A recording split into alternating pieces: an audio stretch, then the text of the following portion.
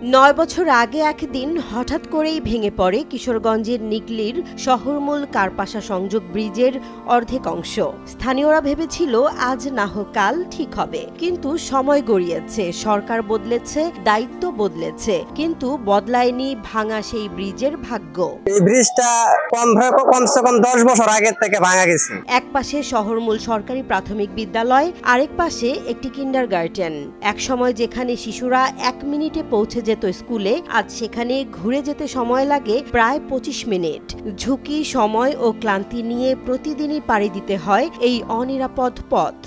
এই ব্রিজটি দীর্ঘদিন ভেঙে পড়ে থাকার কারণে আমাদের যাতায়াতে অনেক কষ্ট হচ্ছে।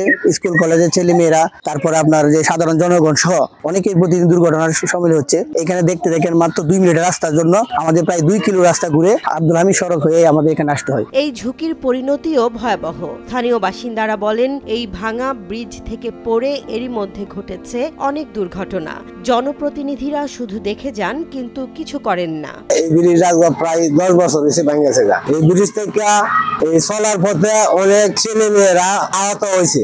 এই শহরমূল কারপাশা সংযোগ ব্রিজটি ভাঙার কারণে উভয় পাশে মানুষের যোগাযোগ করতে খুবই কষ্ট হচ্ছে।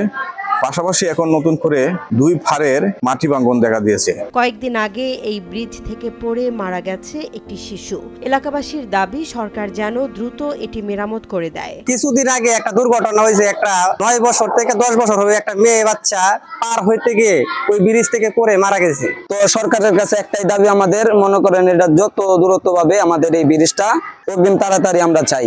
সরকারের কাছে একটাই দাবি। উপজেলা পরিষদের প্যানেল চেয়ারম্যান মোহাম্মদ জামাল সর্দার বলছেন, আমরা চেষ্টা করছি সংশ্লিষ্ট দপ্তরের সঙ্গে যোগাযোগ করতে। কিছুদিনের ভিতরে আশা করি হইবে।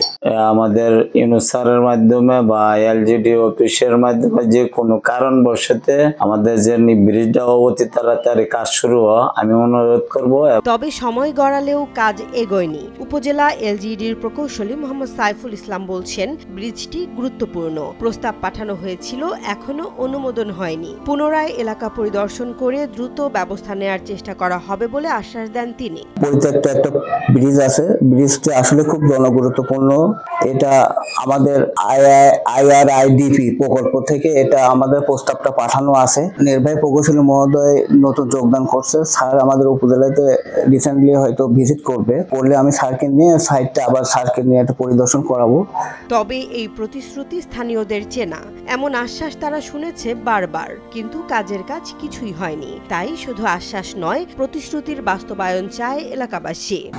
চেয়ারম্যান মেম্বারটা দিলে কি এবার দেখছি না 3-4 জনকে মেডিকেল ভর্তি, আবার আরো একজন মাথা ফাটছে। এটা তো আমরা তো চলন লাগবো, আমরা বেরিয়ে গেলে আমরা সব অ্যাক্সিডেন্ট হইব।